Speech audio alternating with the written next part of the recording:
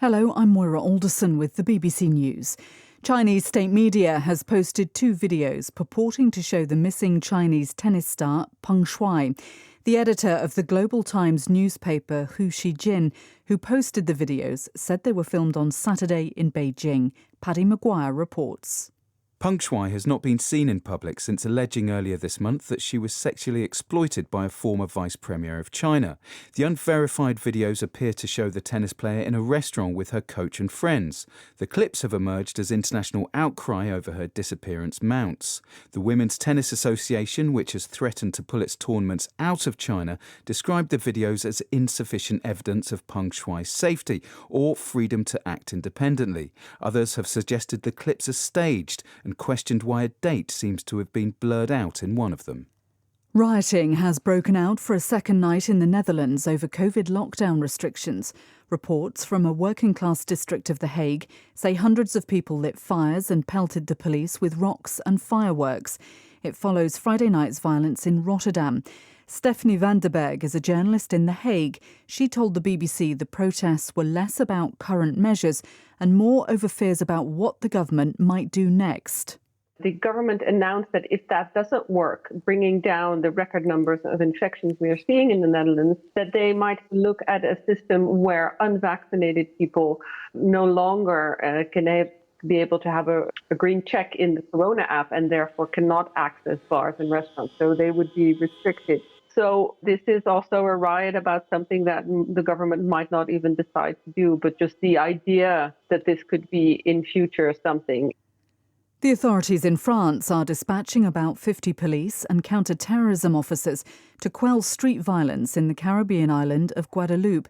Dozens of businesses in the town of Pointe-Pita and Los Cayes were looted overnight on Friday after protests against a COVID pass turned violent. The US Secretary of State has warned there are real concerns about Russian activities at the border with Ukraine. Antony Blinken described Moscow's military actions as unusual and said its rhetoric was worrying. More details from Peter Bowes. The US and its European allies are voicing concern about this based on the mobilization of Russian troops along the Ukrainian border, tens of thousands as estimated by Ukraine, and also based on history that Russia may be building up to repeat its 2014 invasion of Crimea by amassing forces along the border, challenging Ukraine's sovereignty and claiming that they were provoked. And it's a sequence of events that the US feels it's witnessed before, a playbook, as Mr. Blinken puts it. World News from the BBC. The authorities in Mexico say they've rescued 600 migrants who were travelling inside two trailers in the eastern state of Veracruz. Most were from Guatemala and other Central American countries. But there were also people from Bangladesh, Ghana and Cameroon. Migration officials said they would either be helped to return home or offered the chance to stay in Mexico. A prominent journalist in Somalia who was a critic of the Al-Shabaab militant group has been killed by a suicide bomber in the capital, Mogadishu. Abdiaziz Mohamed Gulaid was attacked as he was leaving a restaurant. People nearby were wounded. Al-Shabaab said it had killed the journalist who worked for Radio Mogadishu.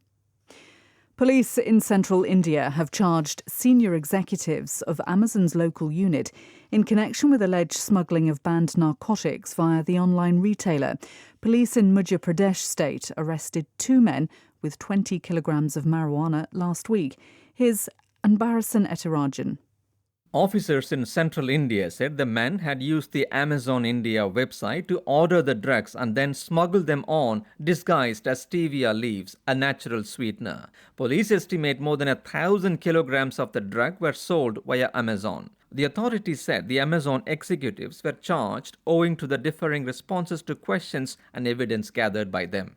A spokesman for Amazon India said the company did not allow the sale of any banned substance in India and it would extend full cooperation to the investigating agencies. At a ceremony in the National Museum in Addis Ababa, Ethiopia has welcomed the return of precious artefacts looted by British troops more than 150 years ago. The collection includes a ceremonial crown, an imperial shield and a handwritten prayer book. Most of the objects were stolen after the British Army defeated Emperor Tewodros II in 1868 in what was then Abyssinia. BBC News.